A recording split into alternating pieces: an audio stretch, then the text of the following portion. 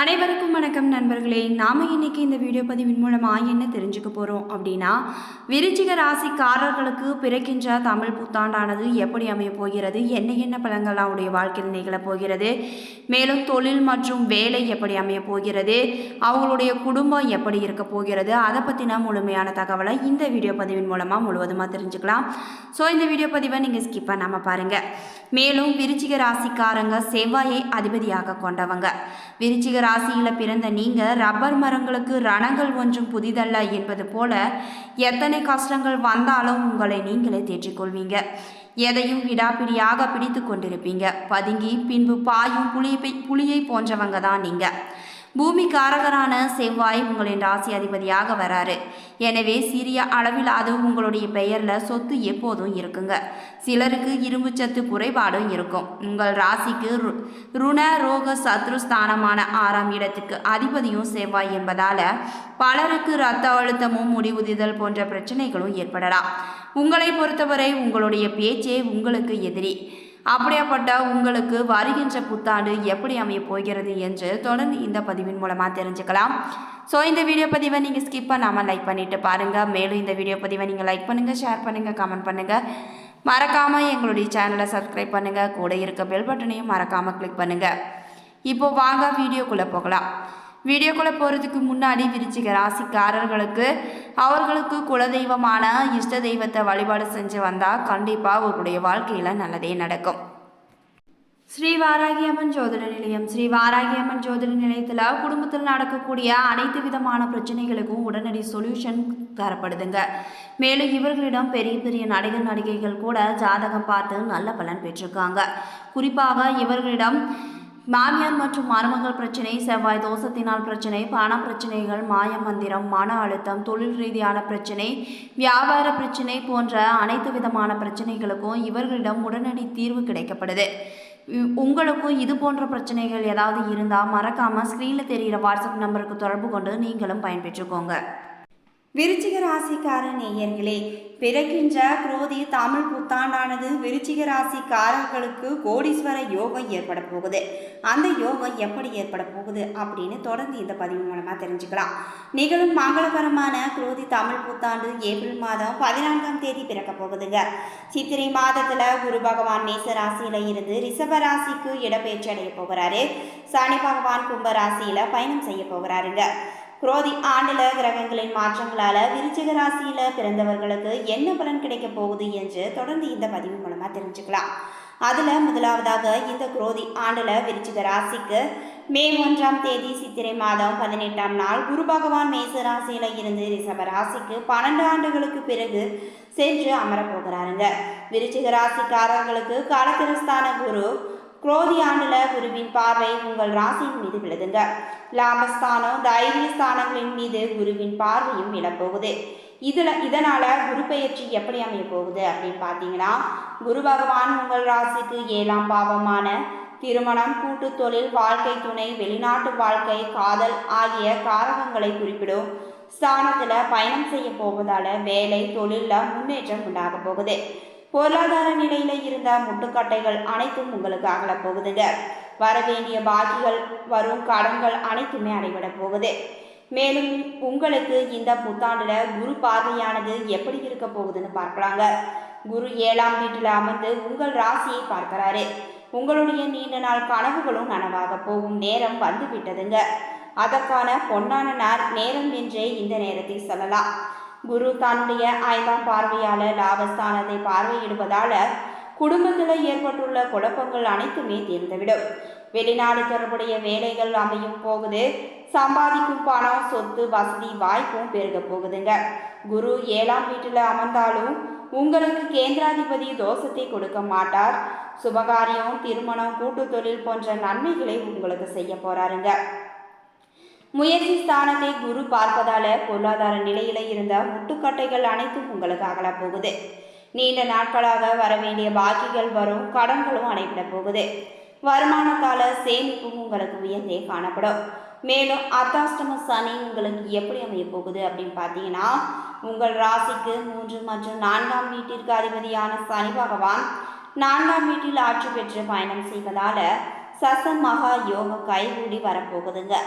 வேலை இல்லாமல் இருந்தவர்களுக்கு குரோதி ஆண்டுல வேலைக்கான வாய்ப்பும் சந்தர்ப்பமும் அமைய போகுது.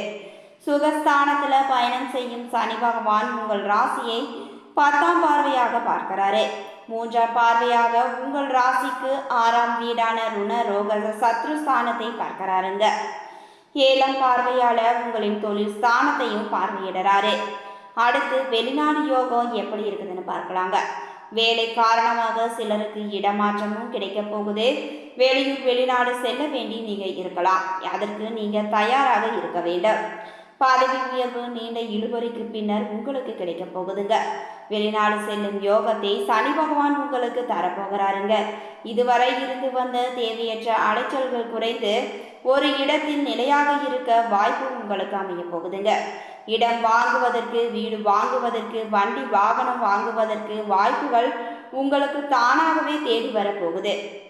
மேலும் ராகு கேது பயணம் உங்களுக்கு இந்த ஆண்டுல எப்படி அமைய போகுதுன்னு பார்க்கலாங்க. குரோதி ஆண்டுல உங்களுக்கு நிம்மதியும் சந்தோஷமும் கிடைக்க போகுதுங்க. உங்களுக்கு விடிவு காலம் வந்து விட்டது என்றே சொல்லலாம். மேலும் நீங்கள் தொட்டத காரியங்கள் அனைத்தும் தொடங்கக்கூடிய அற்புதமான காலகட்டம். அதனால நீங்க தொட்டது தொடங்க போகுது. தேவையற்ற செலவுகளும் குறைய போகுது. மேலும் நீங்கள் செய்யக்கூடிய முயற்சிகள் அனைத்துமே வெற்றியையே கிட்டும். குடும்பத்துல அமைதியும் நிலவ போகுதுங்க. கருத்து வேற்றுமையால பிரிந்த தாம்பதியர் ஒன்று சேருவாங்க. கேது பகவான் தொழில முன்னேற்றத்தையும் வீடு மனை வாங்கும் யோகத்தையும் கொடுக்க போகிறார். மேலும் தோஷங்கள் நீங்கி சந்தோஷம் உங்களுக்கு அதிகரிக்கும் ஆண்டாக இந்த தமிழ் புத்தாண்டு அமைய போகுது. மேலும் விருச்சிக ராசிக்காரர்களுக்கு புதிய பதவி சம்பளம் உயர்வு கிடைக்கும் யோகமும் இருக்க போகுது. இந்த தமிழ் புத்தாண்டுல கிரகங்களின் மாறும் நிலைகள் பல ராசியாரிகளின் வாழ்க்கையை பாதிக்க போகுது. புத்தாண்டுல புதன், சுக்கிரன் மற்றும் கேது பல ராசிகளில் சஞ்சரிப்பாரு. தமிழ் வருடங்கள் 60ல் 38வது வருடமான குரோதி வருடம் இந்த ஆண்டு பிறக்குதுங்க. அதில் தொடர்ந்து விருச்சிக ராசிக்கு எப்படி அமைய போகுதுன்னு பார்த்தீங்கன்னா, தன்னம்பிக்கையும் தைரியமும் அதிகரிக்கும் ஆண்டு என்றே சொல்லலாம். பணியிடத்தில் உங்களுடைய பதவி, பொறுப்பு, ஊதியம் உயரப்போகுது. அனுபவம் மிக்கவங்க ஆதரவும் உங்களுக்கு கிடைக்க போகுதுங்க. மேலிடத்தால் உங்களுடைய திறமை உணரப்படும். சிலருக்கு பணி சார்ந்த பயணங்கள் அதிகாரத்தாலும் அதிகரித்தா கூட அவை உங்களுக்கு ஆதாயம் தருவதாகவே இருக்கும். வீட்டில் விசேஷங்கள் வர தொடங்க போகுது. விலகி இருந்த உறவுகள் உங்களை தேடி வந்து உங்களிடம் அன்பு காட்டுவாங்க. சுப காரியங்கள் உங்களுக்கு சுலபமாகவே கைகூட போகுது. ஆடை ஆபரணம் பொருட்சேர்க்கையும் ஏற்பட போகுது. புதிய அறிமுகங்களிடம் அதிக நெருக்கம் கூடாதுங்க. பூர்வீக சொத்தும் உங்களுக்கு வந்து சேரப்போகுது.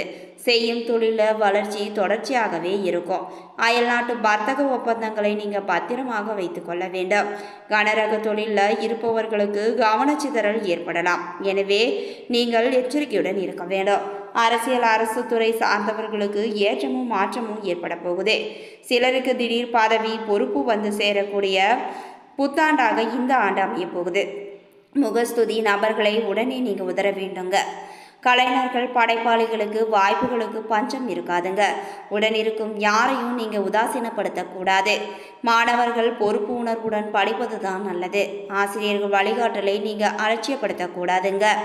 பரிகாரமாக ஒற்றை தலைவலி, தூக்கமின்மை, அஜீரணம், அடிவயிறு, கால்வலி உபாதைகள் வரலாம். எனவே பழனிராஜா அலங்கார முருகனை வணங்குவது உங்களுக்கு பரிபூரண நன்மையை தருங்க. விருச்சிக ராசிக்காரர்களுக்கு இந்த வாரம் சூரியன் 5ஆம் வீட்டில் இருக்கிறாரு. தாயார் உடல்நிலை பாதிக்கப்படலாம். எனவே உங்களுடைய தாயார் உடல்நிலையில் நீங்கள் அதிக அக்கறை செலுத்த வேண்டும். அனாவசியமான அலைச்சலால் மன நிம்மதியும் உங்களுக்கு கெடுங்க. மேலும் சந்திர பகவான் தொழிலுக்கு உதவியாக தான் இருப்பார். செவ்வாய் 4ஆம் இடத்துல இருப்பதால் நீங்கள் புதிய வாகனங்கள் வாங்கும் அமைப்பு கூட ஏற்பட போகுது. ஆடை ஆபரண பிராப்தியும் உண்டாகும். புதன் 5ஆம் இடத்தில் இருப்பதால் ஏக்கத்தோடு இருந்தவர்களுக்கு மக்கள் பேரும் உண்டாக போகுது. தடைப்பட்ட காரியங்கள் உங்களுக்கு தானாகவே கைகூடி வரும். பந்தயங்களில் அமோக வெற்றியும் கிடைக்க போகுது. குரு 6ஆம் வீட்டில் இருப்பதால் தள்ளி போன திருமணமும் உங்களுக்கு சிறப்பாகவே நடக்கும். மேலும் பொருளாதாரத்தில் அபிவிருத்தியும் உண்டாக போகுது. வெளியூர் பயணங்கள் உங்களுக்கு நல்ல பலனை கொடுக்குங்க. சுக்கிரன் 5ஆம் வீட்டில் அமர்ந்திருப்பதால் நம்பிக்கையுடன் செய்த காரியத்தில் நல்ல பலனையும் நீங்கள் அடைய போறீங்க. சனி சனி 4ஆம் வீட்டில் இருப்பதால் விரோதிகள் வீழ்ந்து போவாங்க. வியாபாரம் வெற்றிகரமாக உங்களுக்கு நடக்கும். ராகு 5ஆம் இடத்தில் இருப்பதால் ஆடல் பாடல் போன்ற கேளிக்கை நிகழ்ச்சிகளில் மனம் ஈடுபட போகுது. கேது 11ஆம் இடத்தில் இருப்பதால் உறவினர்களால் பண செலவு உங்களுக்கு அதிகரித்தே காணப்படும். வழக்குகள் உங்களுக்கு தொல்லையை கொடுக்கும். உங்களுக்கு இந்த வீடியோ பதிவு பிடிச்சிருந்தா எங்களுடைய சேனலை மறக்காமல் சப்ஸ்கிரைப் பண்ணுங்கள். நன்றி நண்பர்களே.